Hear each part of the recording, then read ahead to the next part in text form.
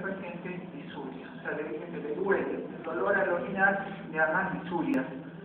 Y observando la orina ve que esta tiene contenido sanguinolento, eso se conoce con el nombre de hematuria. El médico le solicita una radiografía de riñón, ureter y vejiga. El informe radiológico dice se ven pequeños cálculos en la porción superior derecha del ureter izquierdo y en vejiga. Diagnóstico, cálculos en el ureter izquierdo y vejiga. Problemas clínico-anatómicos. Primera pregunta. ¿Cuál es la causa del dolor insoportable de este enfermo? Segundo, ¿en qué lugares se puede quedar atrapado el cálculo? Tercero, explique la exacerbación intermitente del dolor y la migración del mismo. Y cuarto, ¿qué significa el dolor referido del ureter? Entonces, todas estas preguntas las vamos a ir resolviendo mientras vamos viendo los riñones, toda la exploración física que vamos a ir. En primer lugar, los riñones podemos hacer una especie de anatomía, digamos así, de superficie, ¿no? Y vemos a qué nivel se encuentra. Miren ustedes que el riñón más o menos mide unos 11 centímetros, tiene una forma de frijol, ¿no? Y el izquierdo está un poco más arriba que el derecho. ¿Por qué será? Por la presencia del hígado. En el polo superior del riñón se encuentran las glándulas suprarrenales. Y veamos entonces cómo está a nivel de la 12, 11 y 12 costillas del riñón derecho, ¿no? Miren un poco más arriba el izquierdo. Luego vemos acá la cresta ilíaca y acá la espina ilíaca posterior superior. Este paciente refería un dolor a nivel costal, en esta región. Comenzó el dolor, dice, en esta zona. Entonces, sacando la piel del brazo cutáneo, vemos qué cosas se encuentran detrás de en este sector, ¿no? Y vemos primero acá los músculos o el oblicuo externo del abdomen, estamos viendo acá la aponeurosis del músculo transverso del abdomen, acá estamos viendo la cresta ilíaca, el músculo erector de la columna, y en el lado derecho ya se ha hecho el corte, ¿no?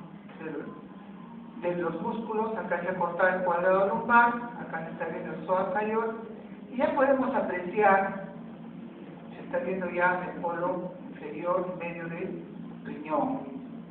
Entonces acá estamos viendo ya los nervios típico gástrico y inguinal, que es el abdomen occipital mayor y menor, que están saliendo de L1 y que se están viendo, como dije, por la pared posterior. Vemos el corte del cuadrado lumbar en la parte inferior y en la parte superior, y acá estamos apreciando lo que es la cresta ilíaca.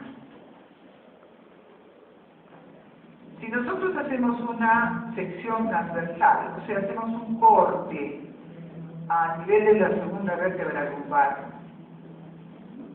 ¿qué es lo que vamos a apreciar? Si nos ponemos a ver aquí, tenemos los riñones a ambos lados, y en la parte posterior vamos a tener la piel, el celular subcutáneo, luego acá tenemos los músculos erectores de la columna, y hacia acá la aponeurosis toracolumbar, y por delante de ella tenemos el músculo cuadrado lumbar.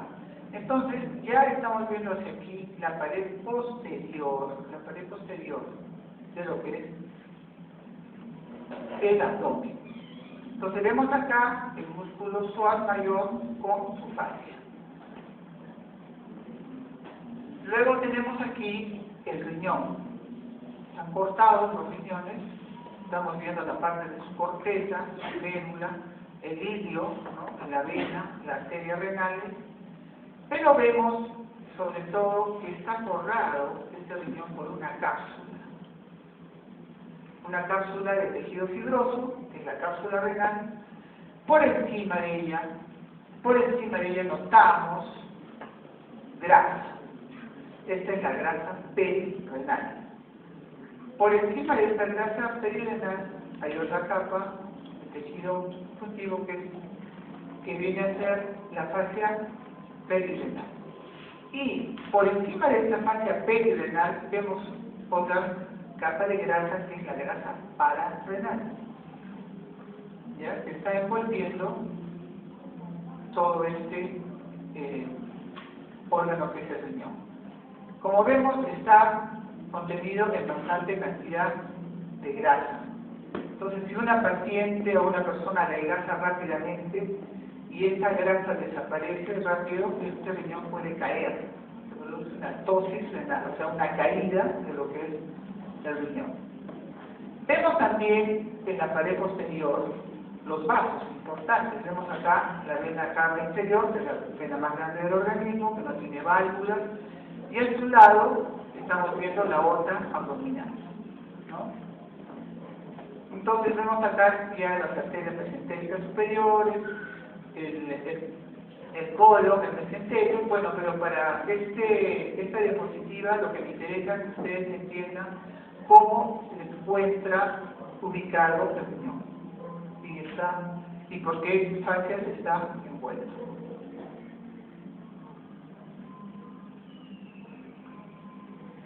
Esta debería ser una sección sagital a través del riñón derecho y muestra una disposición ya vertical de lo que habíamos hablado, de lo que es la fascia lumbar.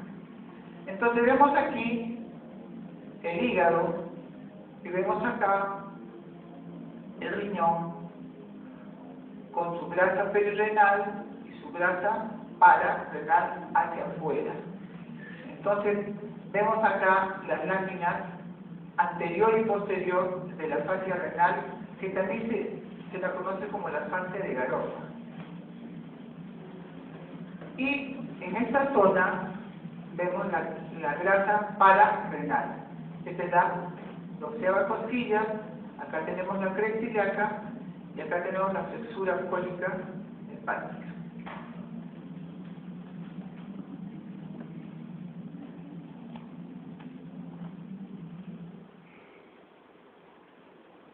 Esta es una visión anterior de los riñones y lo que quiero que ustedes vean es las vísceras que están en contacto con los riñones por su parte anterior.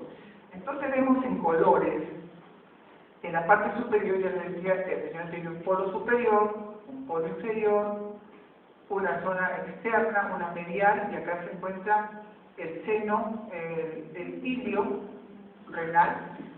Y vemos en la parte superior entonces estará la glándula suprarrenal. Esta parte en rojo, estamos hablando del riñón derecho, el hígado, ¿no es cierto? Acá parte de la porción del duodeno, el ángulo derecho del colon y acá el yeyuno. En el riñón izquierdo, ¿qué es lo que podemos apreciar? En la parte superior, la glándula suprarrenal, luego en esta zona, el estómago, aquí, el celeste, el vaso, el páncreas, parte del yeyuno. Entonces acá vemos hacia la derecha la vena cava inferior y hacia la izquierda la aorta abdominal. Igualmente esta diapositiva nos enseña las relaciones anteriores de los riñones.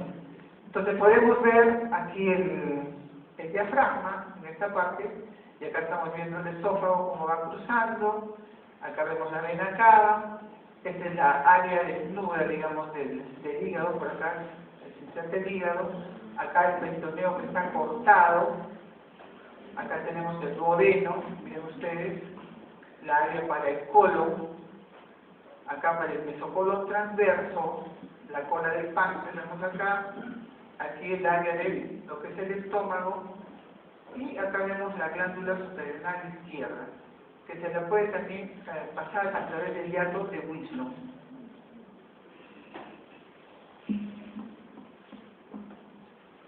Bueno, y acá tenemos entonces una cara anterior del riñón derecho, para que veamos cómo está constituido. Entonces acá su polo superior,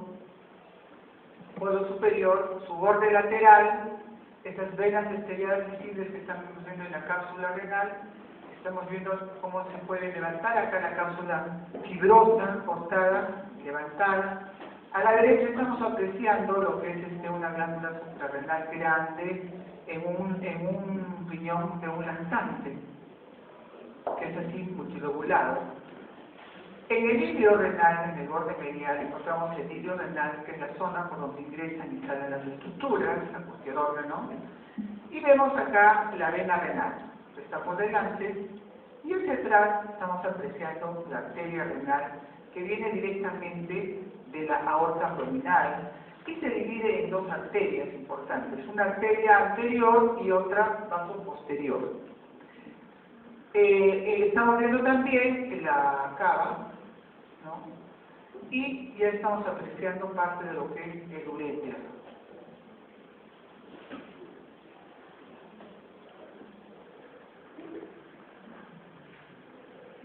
Este es un corte del riñón para poder apreciar su parte interior y estamos viendo que está constituido de dos zonas muy importantes que son la corteza renal y la médula. Acá vemos las pirámides de Malpighi que están terminando en lo que son las papilas y estas papilas a su vez terminan en lo que son los cálices menores. Estos cálices menores se juntan y van a constituir lo que son los cálices mayores. Entonces los cálices menores generalmente son el número de 10, 13, a más, pero los mayores generalmente son 2 o 3, máximo 4, ¿ya? Y la función de estos cálices mayores va a constituir lo que es la pelvis renal, y se continúa entonces esta pelvis renal con lo que es el uréter. Entonces hay una zona entre la pelvis y el uréter que es estrecha. Obviamente, si es el uréter, la pelvis es como un embudo y después aparece el uréter que es más delgado, más o menos el uréter va a medir casi 3 milímetros. Entonces hay una zona estrecha que es la primera zona de estrechamiento en la uretra. Nuestro paciente tenía un problema de litiasis, de cálculos, de piedras en el riñón, que son piedras formadas por sales minerales, orgánicas, ¿no? Y él sintió primero un dolor en la región lumbar, lumbocorsal, y después comenzó un dolor intenso. Entonces probablemente ese cálculo se vio estancado en esta primera zona, que es el primer estrechamiento del uréter, que viene a ser la zona pielo-uretral. Es el primer estrechamiento que tiene entonces el uréter. Esta diapositiva es para que ustedes vean cómo es que las arterias renales ingresan de la aorta, salen las renales, ingresan al ilio renal y se van a dividir principalmente en dos vasos, uno anterior y uno posterior. Pero la anterior, a su vez, se va a dividir en otras ramas. La rama apical, la rama segmentaria anterosuperior, anteroinferior y la segmentaria inferior. Cada una de estas ramas va a constituir básicamente una parte, un lóbulo del riñón completito. Y la posterior que viene hacia atrás va a dar el lóbulo posterior. ¿Ya? Entonces son 5 lóbulos bien demarcados por las arterias en el riñón. Bueno, hemos estado viendo esquemas bonitos, simpáticos, que se puede apreciar, pero ahora tenemos que ver cómo se va a ver en el cadáver, que no es tan bonito, ¿no? Entonces acá estamos apreciando el riñón, como se ve, es una fotografía de un riñón en el cadáver. Entonces acá vemos su polo superior, su polo inferior, acá su hilo, esta será la vena y esta será la arteria. Y acá ya estamos viendo cómo baja lo que es el uréter. Acá se ha hecho un corte, como habíamos visto también en la imagen anterior, del riñón para que ustedes vean lo que es la corteza. La corteza que está constituida por los corpúsculos renales, los glomérulos, y la médula, con las pirámides y las columnas, ¿no? Terminando, como ya vimos también, en lo que son los cálices menores, cálices mayores y, por último, la pelvis renal y el ureter. Aquí tenemos entonces las arterias y las venas renales. Entonces vemos esta visión en este esquema ya más bonito a colores, para que podamos apreciar también lo que es la glándula suprarrenal. Entonces tenemos acá la glándula suprarrenal y vemos que también está envuelto en la cápsula renal, que se ha cortado la cápsula fibrosa. Acá vemos el hilo renal, las arterias renales, como habíamos visto la anterior, la posterior, y acá la vena, ¿no? Acá vemos que la vena testicular puede hacer una rama acá, y porque después de las arterias renales o las venas renales, un poco más abajo de la aorta abdominal, salen las arterias testiculares, o en la mujer las ováricas. Recordemos que en el embrión, tanto los testículos como los ovarios están hacia arriba, entonces cuando bajan a descender, cuando bajan, jalan sus pasos.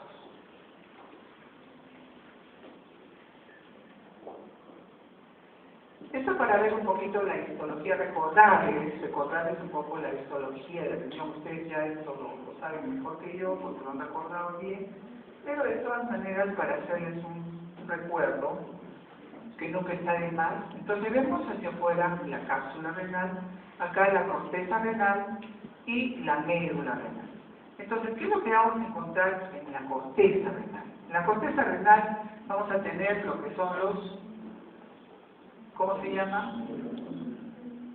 Los glomérulos, ¿no es cierto? La anterior, la deferente, y ¿qué es lo que tenemos acá? Los túbulos contorneados proximales, ¿no es cierto?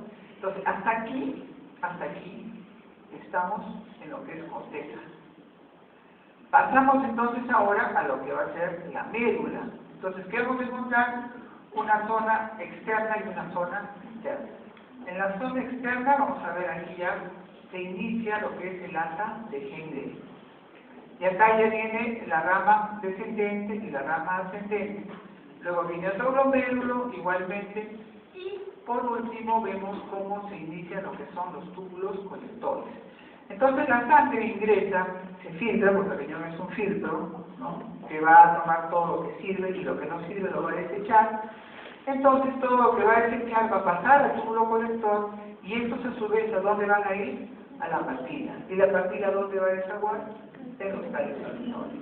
Y los cálices menores en los cálices mayores, y estos a su vez en las venas, ¿no es cierto? Y el ureter. Perfecto. Bueno, entonces vean ustedes aquí la ubicación, ¿no?, de los riñones y de las glándulas suprarrenales. Estamos viendo acá, la glándula suprarrenal también tiene una corteza, tiene una médula. Ambas regiones son de diferente origen embriológico. La corteza es de origen mesodérmico y la médula ectodérmico. Perfecto. ¿Qué hormona nos da la corteza?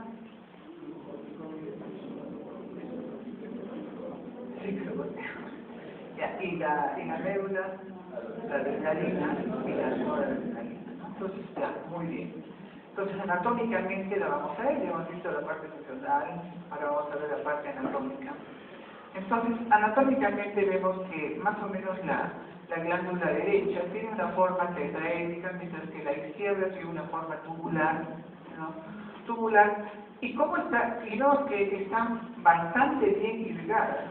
Y la irrigación de las glándulas suprarrenales viene primero de la diafragmática inferior, le va a dar la rama superior, o sea, las suprarrenales superiores.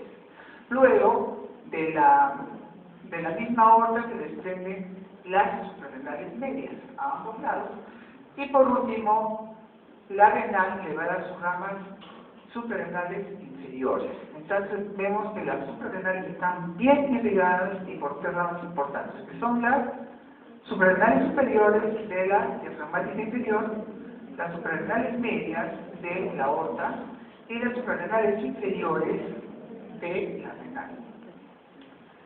Acá también podemos apreciar entonces cómo el uréter va descendiendo, ¿no? Va descendiendo y más o menos a este nivel también se encuentra un segundo estrechamiento del uréter. Entonces habíamos dicho que este paciente tenía un dolor intermitente, o sea, empezaba el dolor, de pronto calmaba y después se volvía a empezar. Probablemente cuando empezó, como ya habíamos dicho, pasó por el primer estrechamiento. Y ahora viene el segundo estrechez, que generalmente es el nivel entrando ya a la arteria por los vasos, estamos viendo acá los vasos ilíacos, por ahí se encuentra ya el segundo estrechamiento. Y por último, el tercero es ya a nivel de ingreso a la vejiga. Entonces, cuando ya va a ingresar a la vejiga, obviamente también este dolor se presenta, pero una vez que ingresa a la vejiga, calma, porque ya la vejiga viene a ser es un reservorio de orina, que es como un depósito, como un bladder, ¿no? Eso lo vamos a ver ya en la parte de pelvis. Pero entonces ustedes recuerden estos tres estrechamientos importantes del uréter. El uréter también está bastante bien irrigado. Entonces está irrigado por estos vasos que vienen de la renal y también hay vasos aórticos que le dan de la aorta que también le dan su irrigación.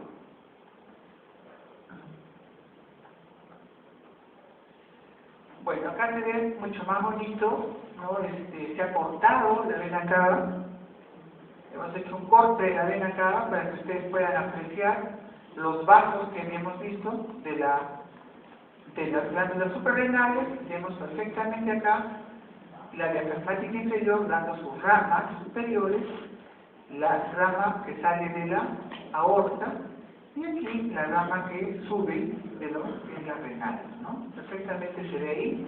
También se puede apreciar acá el tronco celíaco, que ya lo han visto ustedes en clases anteriores. Acá vemos la arteria mesentérica superior, ¿no? Y por acá, ¿qué ramas estamos viendo acá? Las ramas testiculares u ováricas o gonadales, ¿no? Que van hacia sus respectivos lugares.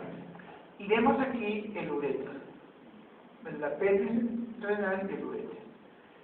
Y hacia atrás las venas lumbares, ¿no? En la parte posterior. ¿Y esta qué rama será esta de la aorta abdominal? La mesentérica inferior.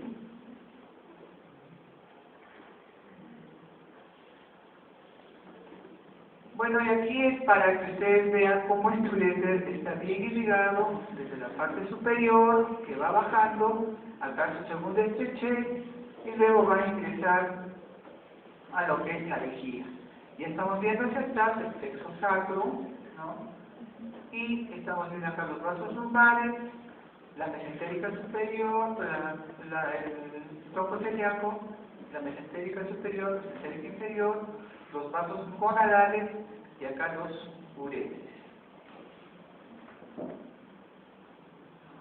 ¿Cómo se ve entonces ahora el esquema en el carácter? Estamos viendo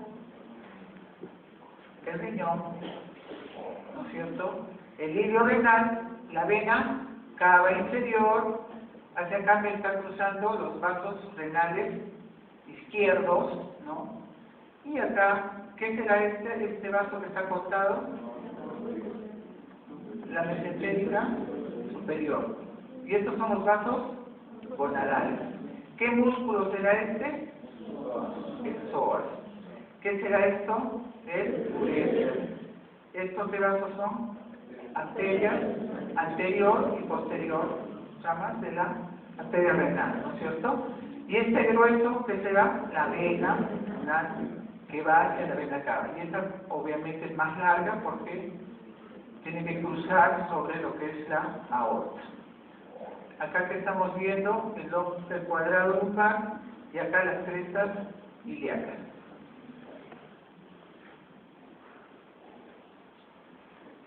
Aquí, ¿qué estamos viendo? Arriba, en la parte superior, se han cortado los vasos hepáticos. Y vemos acá la cápsula también renal que se ha cortado. Acá estamos apreciando en el polo superior la glándula suprarrenal. Y hacia aquí, ¿qué será esto? La vena cava. Muy bien. Y acá está su rama renal. Este es el músculo psoas. Y acá el uréter.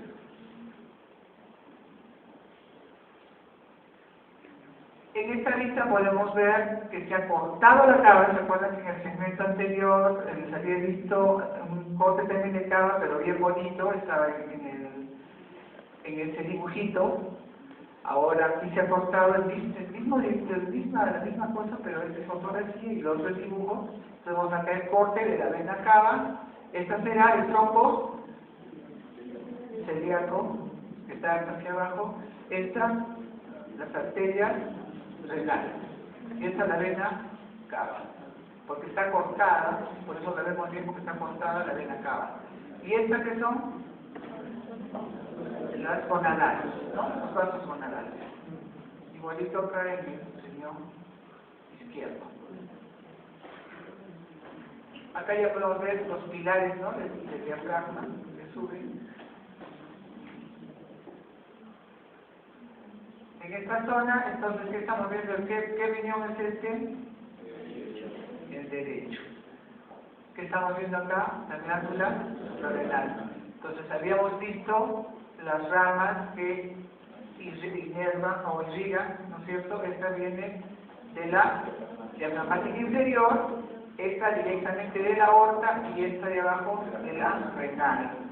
Entonces yo creo que no se van a olvidar de la irrigación e inervación de lo que es tanto la glándula suprarrenal como el riñón. Este es el riñón izquierdo. Aquí estamos viendo entonces la glándula suprarrenal. Acá que vemos la vena y la arteria. ¿Qué músculos es este?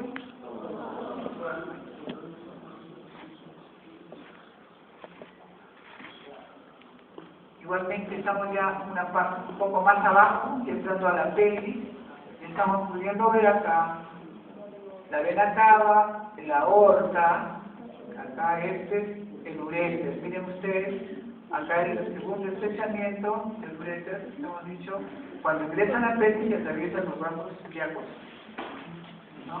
Para ingresar ya después en lo que es la vejiga.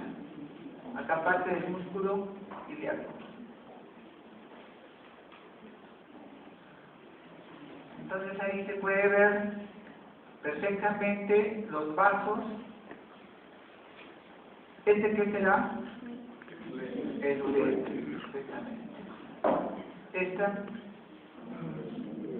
la arteria inferior, muy bien. Este es el otro uréter.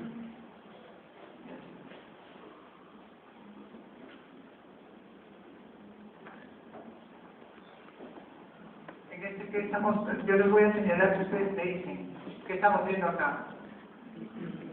Trombos aquí. ¿Qué vemos aquí? La vena renal. Esta, la otra. Esta,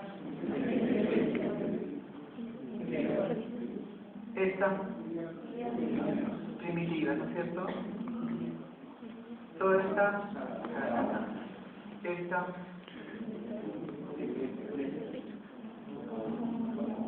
el uréter será este, pero esta, la vena.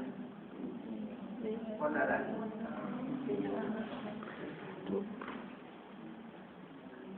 Este es un infante, un niñito como tienen los riñones. Miren ustedes, las glándulas suprarrenales bastante grandes, en cambio la aorta y son delgaditos, después se van creciendo. Acá los testículos que todavía no han terminado de descender.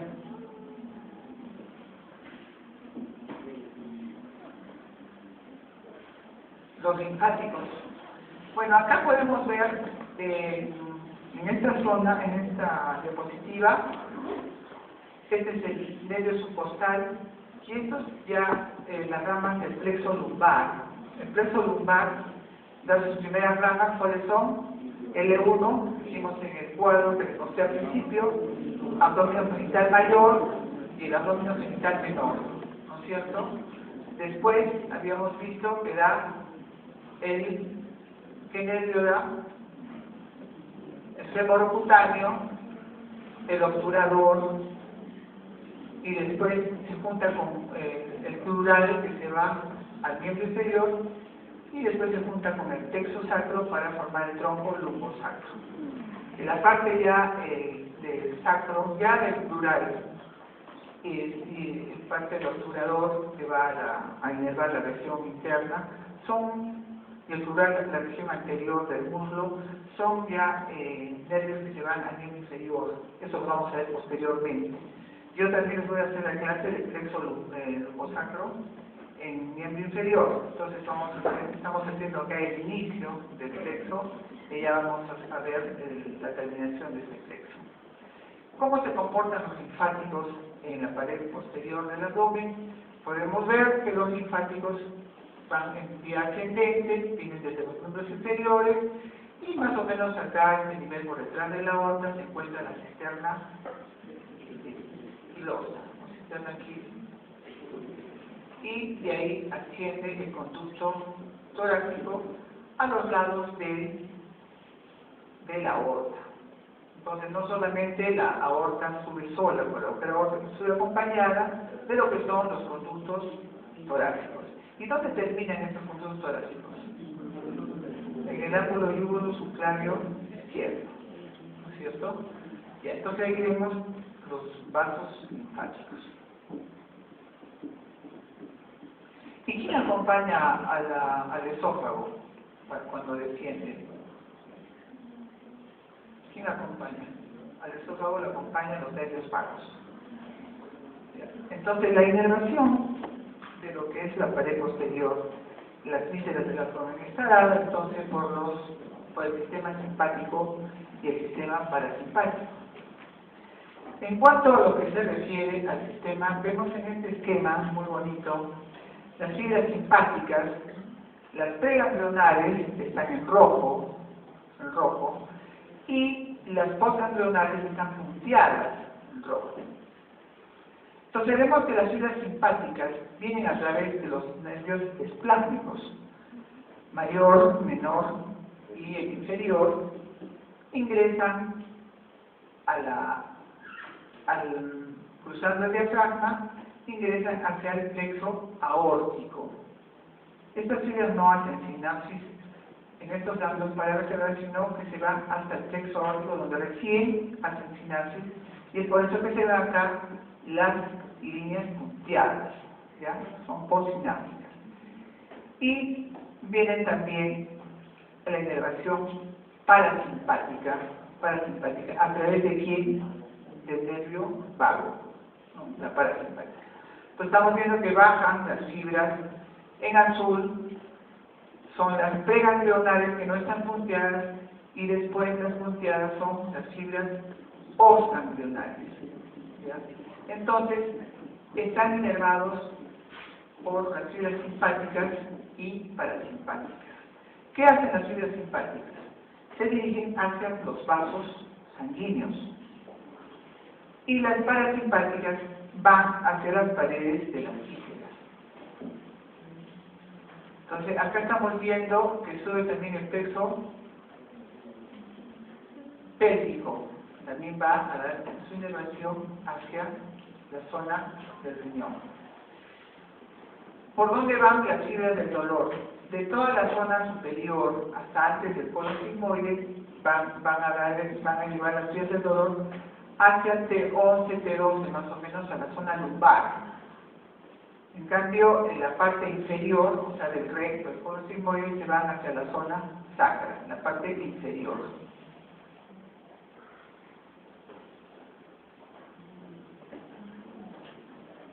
Este esquema es para que ustedes vean una bielografía excretoria con sustancia opaca, porque el riñón tiene muchas patologías, sobre todo hay bastantes problemas porque malformaciones renales. Entonces Este examen se hace siempre cuando se tiene cualquier patología para descartar cualquier malformación que tenga el riñón. Entonces estamos viendo ahí, comencemos a ubicarnos por lo que es la 12, ¿no? Vértebra, vemos acá, ven ustedes parte del colon ascendente, que está un poco oscuro, ¿no es cierto? El colon ascendente es acá, el colon descendente es de acá. Este examen se tiene que hacer con el intestino grueso completamente limpio, para que se pueda apreciar bien la silueta renal y sus vasos. Entonces vemos acá los cálices, la papila renal, vemos acá la pelvis renal y acá el uréter, ¿no? Estamos viendo el uréter. En lo que se refería al paciente, que se le pidió su radiografía excretoria para ver dónde estaba localizado el cálculo, entonces se encontró ese cálculo, habíamos dicho, en un primer momento probablemente estaba pasando por el primer estrechamiento. ¿Cuál es el primer estrechamiento del uréter? Piel uretral, ¿no es cierto? El segundo estrechamiento, que a veces es un poco relativo, es el que pasa por detrás de los vasos ilíacos.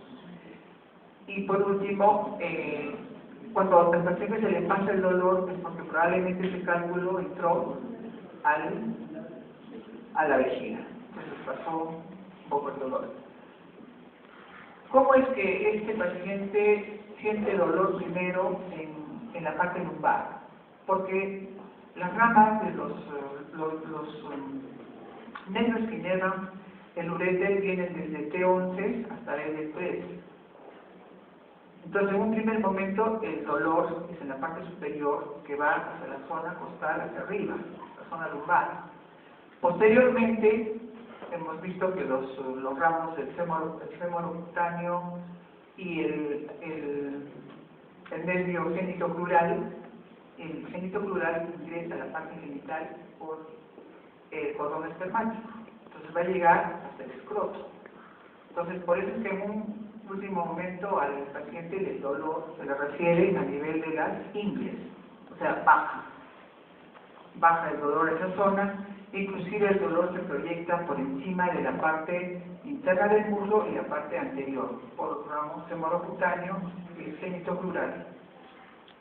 Ahora, ¿por qué el paciente siente dolor a la palpación? O sea, se aprieta, el médico le va palpando esa zona del dolor es fuerte, deja de apretar, el dolor es suave. Hay una diferencia de este dolor del riñón con el dolor de una apendicitis, porque son en la misma zona. Entonces, ¿cómo diferenciamos el dolor de un cólico renal con el dolor de una apendicitis o una peritonitis?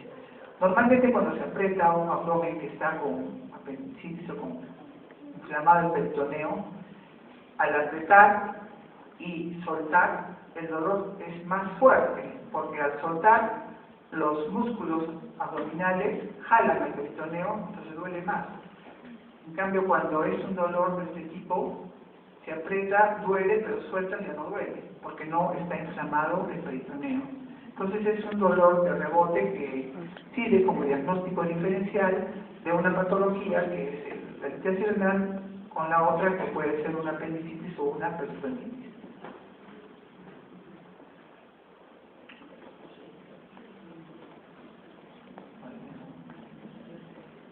Igualmente, acá otra radiografía o urografía, y vemos ahí los vasos renales, se ingresa un catéter para poder apreciar por la arteria renal, los vasos renales. Entonces acá vemos la arteria arqueada, la arteria interlobar, la arteria segmentaria, un cáliz renal, el borde lateral o externo del riñón, el polo inferior del riñón, la pelvis renal, la porción abdominal del uréter.